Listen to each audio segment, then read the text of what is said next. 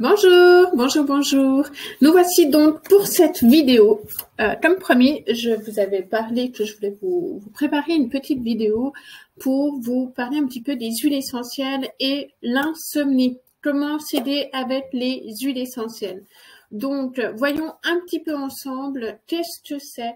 Il faut savoir que l'insomnie, c'est pas seulement des réveils nocturnes, c'est aussi des troubles de l'endormissement.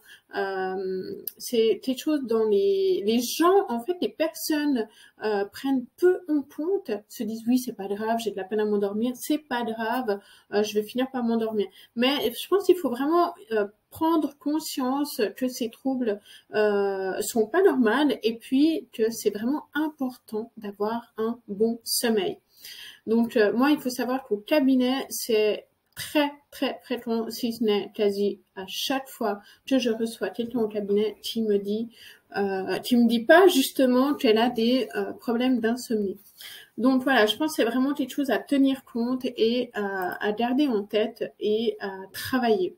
Il faut savoir que pour s'aider, le mieux c'est de trouver les causes. Comme toute pathologie, comme tout trouble, c'est vraiment important de se poser toujours la question. Mais pourquoi j'ai ces insomnies? Pourquoi j'ai de la peine à m'endormir? Qu'est-ce qui a fait? Est-ce que c'est uniquement l'anxiété? On a tendance à mettre ça sur le stress. Que le stress, alors je dis pas que c'est pas le cas, hein, c'est souvent, je dirais la majorité des fois c'est le cas, mais quand on est dans un état de stress, d'anxiété, c'est aussi intéressant de se poser la question pourquoi je me sens comme ça. Et ça, il y a vraiment plusieurs points qui peuvent être des sources possibles. Il y a tout l'aspect alimentation, les boissons aussi. Hein. Quand on parle des boissons, les sodas, les cafés, les thés, tout ça, ça va absolument pas favoriser l'endormissement. Et si on boit un coca à 2 heures l'après-midi, ça peut avoir un impact sur l'endormissement ou le sommeil de la personne. Ça, je pense, c'est vraiment important de tenir compte de ces points-là, puisqu'on a tendance à les oublier, à se dire non, mais c'est pas mon coca qui va m'empêcher de dormir. Donc, pensez à ces petites choses-là, parce que l'accumulation d'une alimentation grasse trop copieuse, sucrée, les grignotages tout au long de la journée, plus les boissons, soda, café, tout ça, qui vont impacter pour le sommeil durant la nuit. Donc ça, je pense, c'est vraiment important de garder, peut-être de tenir un carnet, par exemple, de se dire, ok, qu'est-ce que j'ai bu aujourd'hui, à quel moment de la journée je l'ai bu, et qu'est-ce qui pourrait impacter mon sommeil. Le soir, bien sûr, le mieux, c'est de manger léger, pas trop sucré, pas trop gras, sans source de glucides. Ça, je pense, c'est vraiment la règle d'or. Bien sûr, les écrans rentrent en compte. Vous allez me dire, oui, mais c'est des choses qu'on sait. Mais de nouveau, on a tendance à oublier que ça impacte notre sommeil. Les écrans, il s'agit de la lumière bleue qui va bloquer la sécrétion de la mélatonine qui est l'hormone du sommeil. Donc ça aussi, c'est important de garder ça en tête, que les écrans, c'est vraiment pas favorable. Quitte à la limite se dire, ok, je regarde un petit moment la télé, et la dernière heure, pour favoriser cette sécrétion de mélatonine, pour avoir cette sensation de sommeil, de se dire, je boutine un moment, par exemple. Parce que le blocage de cette sécrétion va forcément repousser l'endormissement et ça ne favorise surtout pas d'avoir un sommeil profond et bon pour la nuit. Le système nerveux, bien sûr, ça aura un impact aussi. Moi, je dis toujours, qui n'a jamais eu, comme on dit, le bavardage mental. Bavardage mental, ça veut dire où on a le petit vélo qui tourne, ça cogite, on n'arrive pas à tourner, on fait la crêpe, hein, comme on dit dans le lit. Mais ça aussi, l'anxiété, le stress, la dépression sont souvent à l'origine de plus de la moitié de ces insomnies. Donc là, c'est un travail qu'il faut faire tout au long de la journée et de préparer en fait son corps à un meilleur endormissement, un meilleur sommeil. Et ça, on va le voir justement ensemble. Comment est-ce qu'on va pouvoir s'aider avec les huiles essentielles? Ce qu'il faut savoir, c'est que ces troubles-là auront des conséquences. Ces conséquences, on les connaît. Il s'agit d'une première par la fatigue. Une fatigue qui peut être une asthénie profonde, une fatigue chronique qui peut vraiment avoir un impact sur la santé en général.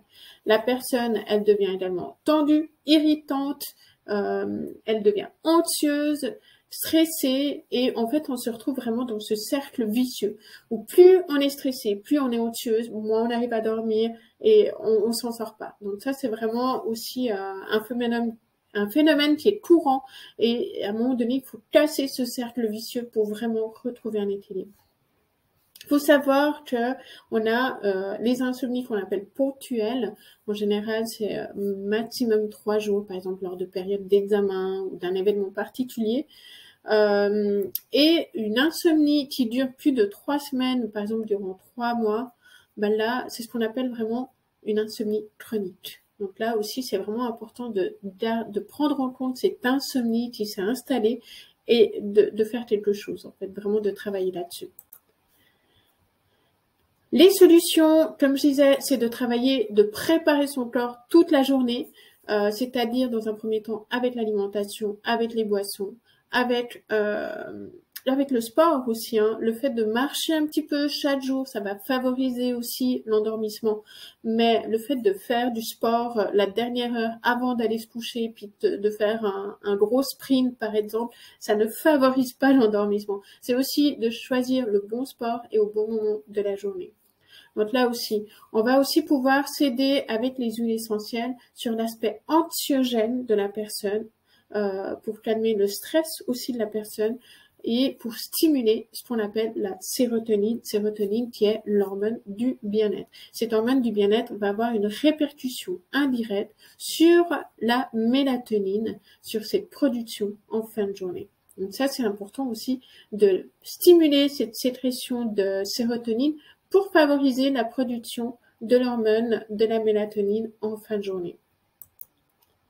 Et comment est-ce qu'on va pouvoir faire? C'est à travers les essences, comme par exemple le citron, qui, elle, va stimuler la production de sérotonine et favoriser la détente durant toute la journée. On pourrait également choisir le petit grain bigarade ou la lavande officinale. Il y a également le basilic tropical qui va très très bien. Voilà, c'est à vous de choisir quelle huile essentielle vous inspire le plus, quelle est l'essence ou l'huile essentielle que vous appréciez olfativement.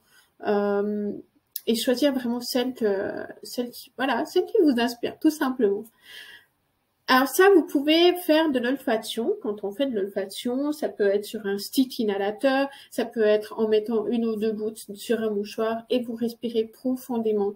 Vous faites 2 ou 3 respirations plusieurs fois par jour. Ça permet vraiment de stimuler cette sérotonine, de travailler sur le système nerveux. On le sait maintenant, hein, le système olfactif est en connexion directe avec le cerveau limbique qui va avoir une répercussion sur le système nerveux.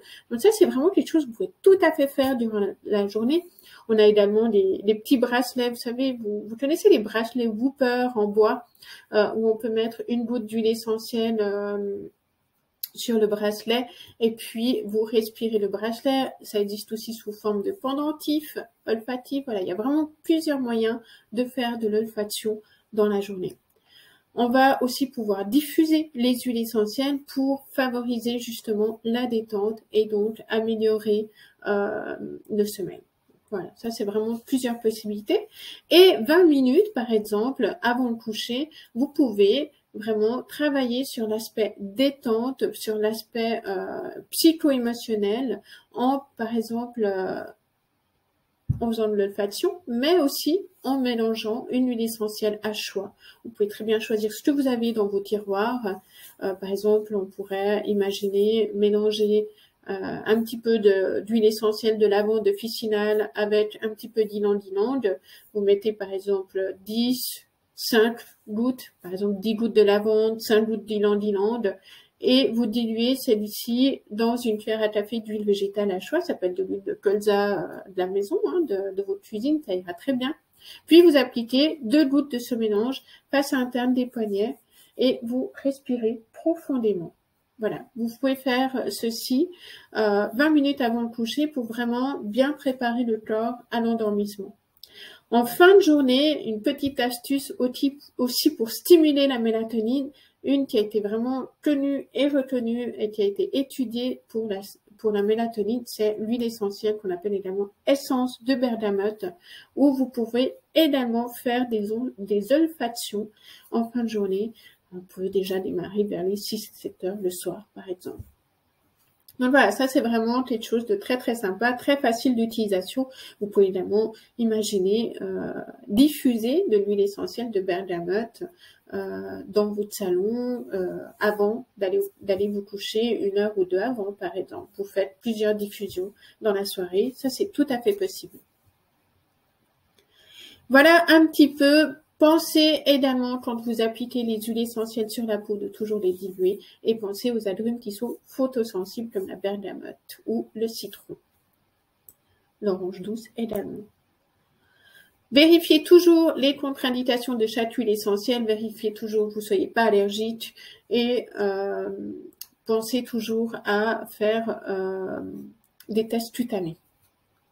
Voilà un petit peu. J'espère que ces informations vous seront utiles pour avoir un meilleur sommeil. Sachez que je propose des formations en e-learning. Le prochain cursus qui démarre mi-mai, donc le 14 mai, il s'agit d'un cursus aromaïté où je vais vous parler de comment prendre soin de soi à travers différents troubles, par exemple des troubles digestifs, entre autres le tourista, par exemple, l'intoxication alimentaire, par exemple.